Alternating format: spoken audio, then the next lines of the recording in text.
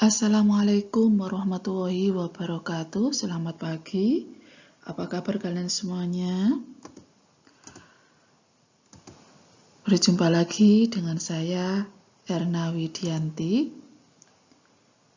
Hari ini kita akan belajar mata pelajaran kewahidiyahan.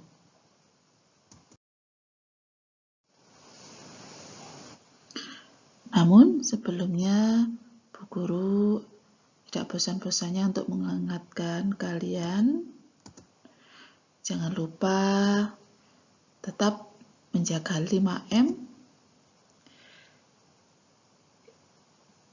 mencuci tangan, memakai masker, menjauhi kerumunan, menjaga jarak, dan menjauhi mobilitas untuk memutus mata rantai penyebaran virus corona.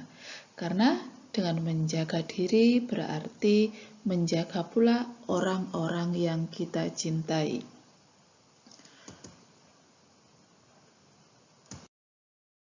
Pada hari ini kita akan membahas salah satu ajaran Wahidiyah, yaitu Lirrasul.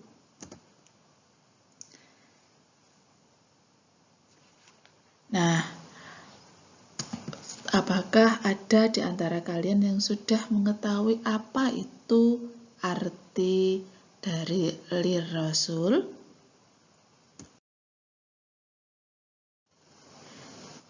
Nah, pengertian Lirrasul itu adalah segala amal perbuatan apa saja, asal bukan perbuatan yang tidak diridhoi oleh Allah dan bukan perbuatan yang merugikan di dalam melakukannya, selain diniati ibadah karena Allah atau lillah, supaya juga disertai dengan niat lirrasul, yaitu niat mengikuti tuntunan Rasulullah Shallallahu Alaihi Wasallam. Yang dimaksud dengan mengikuti perintah Rasulullah Shallallahu Alaihi Wasallam di sini, misalnya dalam mengerjakan ibadah, baik yang langsung berhubungan dengan Allah Subhanahu wa Ta'ala, seperti halnya sholat, puasa, zakat, haji, bersedekah, dan lain sebagainya, atau mengerjakan suatu pekerjaan yang tidak berhubungan langsung kepada Allah Subhanahu wa Ta'ala, seperti halnya makan, minum, tidur, membersihkan rumah, mendidik anak, sekolah, dan lain sebagainya, supaya di dalam mengerjakannya di samping diniati lillah, supaya juga diniati lirrasul.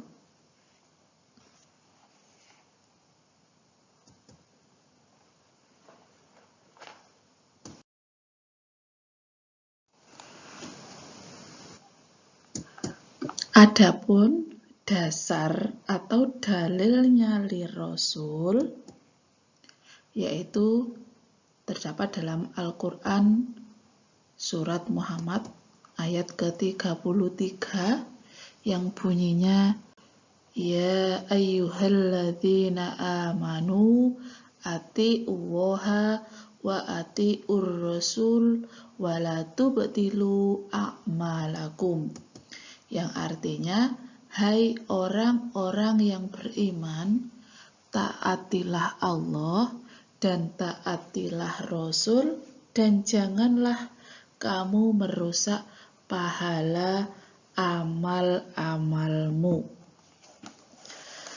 Hal-hal yang merusak amal itu apa saja, anak-anak?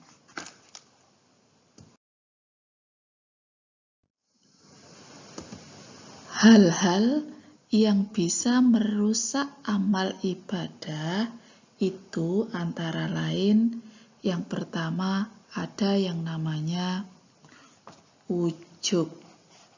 Nah, ujub ini adalah merasa dirinya paling hebat. Perasaan ketika seseorang merasa di mana dirinya ini mempunyai kelebihan, mempunyai segala-galanya yang orang lain tidak miliki. Contohnya perbuatan ujub. Misalnya ketika rajin ibadah, ia merasa kagum, merasa bangga dengan ibadah yang dilakukan. Di dalam hati muncul perasaan bahwa hanya dialah salah satu orang yang paling ahli ibadah. Nah, contoh lain misalnya ketika hari raya kurban seperti kemarin ya. Nah, ada seseorang yang ikut kurban. Nah, dia bisa kurban dengan binatang yang kualitasnya paling bagus. Akhirnya dia merasa bahwa orang lain tidak ada yang bisa berkurban dengan kualitas hewan kurban sebagus punyanya dia. Dia merasa bahwa hanya punyanya dialah yang paling bagus kualitasnya. Ini termasuk contoh dari perbuatan ujub. Untuk yang kedua, ada yang dinamakan dengan riya. Riya ini bisa juga disebut dengan pamer. Nah, beramal hanya karena orang lain atau sikap seseorang yang mengharapkan pengakuan atau sanjungan orang lain dengan memamerkan perbuatan-perbuatan baiknya. Dia beribadah ditampak-tampakkan karena dia ingin mendapat pengakuan dari orang lain supaya dipuji menjadi orang yang paling ahli ibadah. Nah, perbuatan riya ini merupakan perbuatan yang sangat dikhawatirkan sekali oleh Nabi SAW. Karena apa? Karena riya ini merupakan salah satu dari syirik yang kecil. Ini sangat berbahaya sekali anak-anak. Hal-hal yang merusak amal selanjutnya yaitu ada takabur. Nah, kalau takabur ini adalah sikap seseorang yang menunjukkan sifat sombong atau bersikap merasa lebih kuat, merasa lebih pandai, dan merasa lebih segala-galanya daripada orang lain. Orang yang takabur tidak dapat melihat dan mengakui keberhasilan orang lain. Orang takabur itu tidak mau menerima pendapat, kritik, dan saran dari orang lain. Nah, itulah tadi yang dimaksud dengan amal-amal yang mudah rusak oleh beberapa perbuatan-perbuatan yang tidak diridhoi oleh Allah Subhanahu wa taala, yaitu yang berupa ujub, riya, dan takabur. Nah, diibaratkan api yang membakar kayu bakar. Nah, ujub, riya, takabur ini diibaratkan api. Dan amal itu diibaratkan sebagai kayu bakarnya. Nah, padahal butuh waktu beberapa bulan, bahkan ada yang beberapa tahun untuk mengumpulkan kayu tersebut. Namun, setelah terpecik oleh api, akhirnya dalam waktu sekejap, kayu yang banyak tersebut ini menjadi abu. Begitu juga dengan amal ibadah kita. Padahal kita bertahun-tahun melakukan amal ibadah. Setiap hari kita korban waktu, korban tenaga untuk melakukan amal ibadah. Tapi kalau sampai di dalam diri kita masuk sifat ujub, riya, dan takabur, maka semua pengorbanan kita, semua amal ibadah kita ini akan sia-sia, anak-anakku semuanya. Makanya di dalam Wahidiyah ini Mbah Yai memberikan suatu tuntunan yang terkemas secara rapi dalam pokok-pokok ajaran Wahidiyah. Yang mana di dalam pokok-pokok ajaran Wahidiyah ini sebenarnya adalah untuk melindungi amal perbuatan kita, supaya tidak sampai terjerat kepada ujub, riya, takabur, dan sebagainya. Adapun pokok-pokok ajaran Wahidiyah tersebut, ini yang sudah sering kali kita dengarkan. Yang pertama, adanya lillah. Di dalam lillah itu, semua amal perbuatan apa saja, baik yang berhubungan langsung dengan Allah Subhanahu wa Ta'ala, misalnya seperti sholat, puasa, zakat, atau bahkan haji, maupun amal perbuatan yang tidak berhubungan langsung dengan Allah Subhanahu wa Ta'ala, seperti kegiatan sehari-hari, misalnya makan, minum, mandi, sekolah, bekerja, dan lain sebagainya, asalkan bukan perbuatan maksiat dan bukan perbuatan yang merugikan.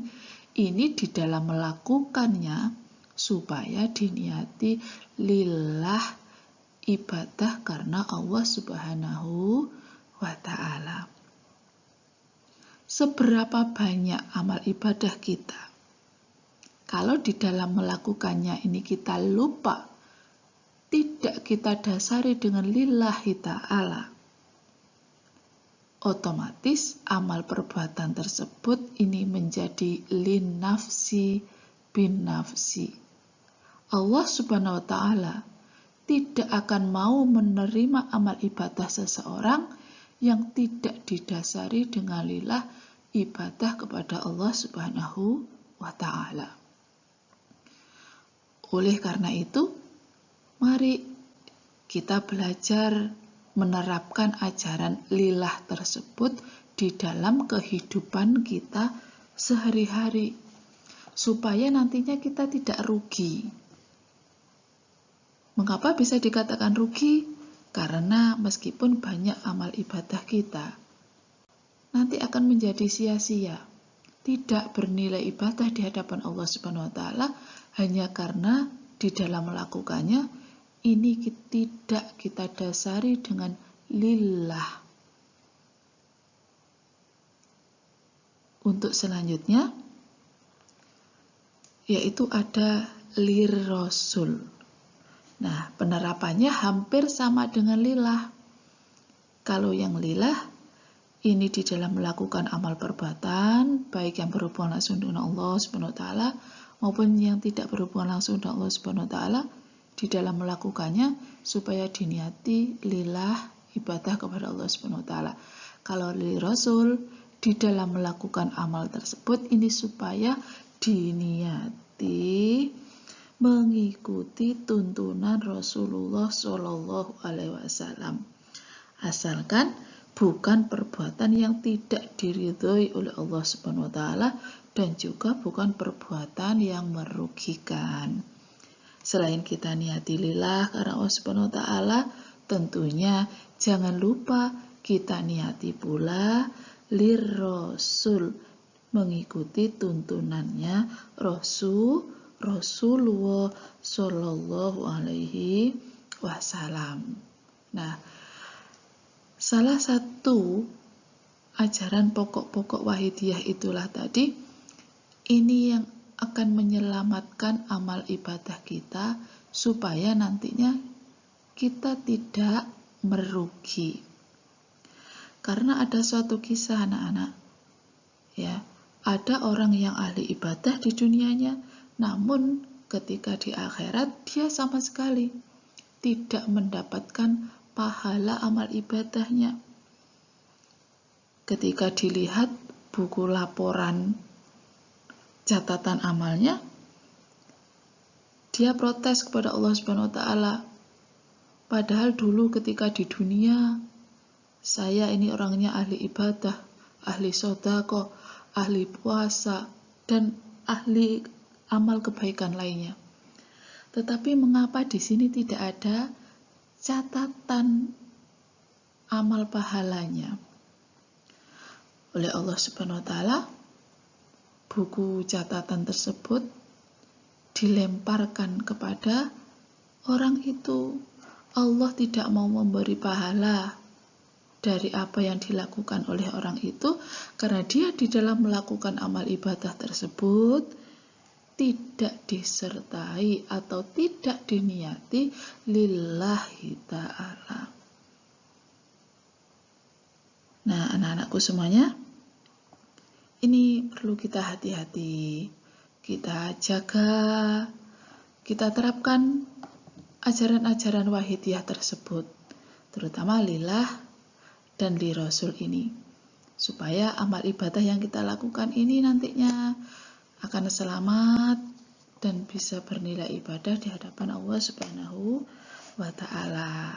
Contoh lain, misalnya meskipun itu bukan perbuatan atau bukan ibadah secara akhirat, ya, seperti misalnya makan, minum, mandi, tidur, itu kalau di dalam melakukannya kita niati lillah, kita niati li Rasul, maka semuanya itu akan bernilai ibadah di hadapan Allah Subhanahu wa taala.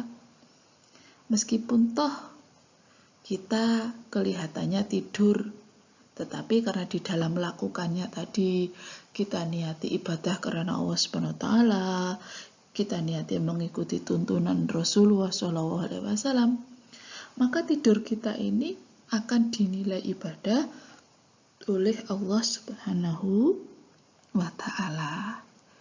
Itulah pentingnya kita mengkaji lebih dalam tentang pokok-pokok ajaran wahidiyah, supaya kita tidak hanya hafal saja, tapi kita bisa memahami dan menerapkannya dalam kehidupan sehari-hari.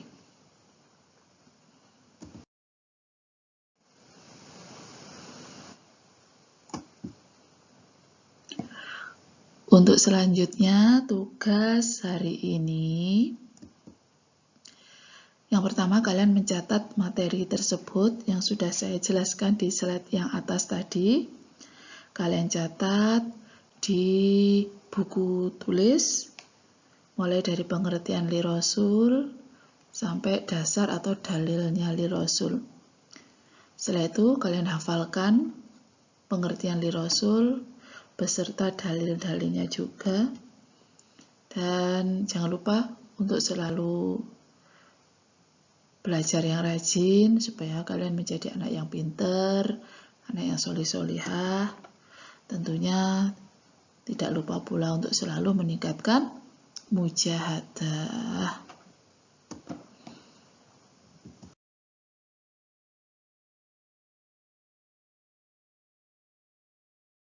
Terima kasih atas perhatiannya.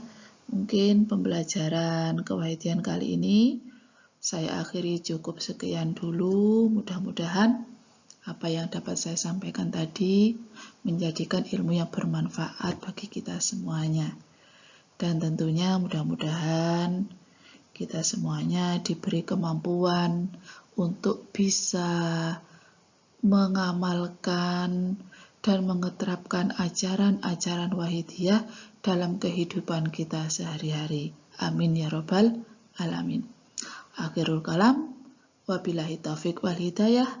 Wassalamualaikum warahmatullahi wabarakatuh.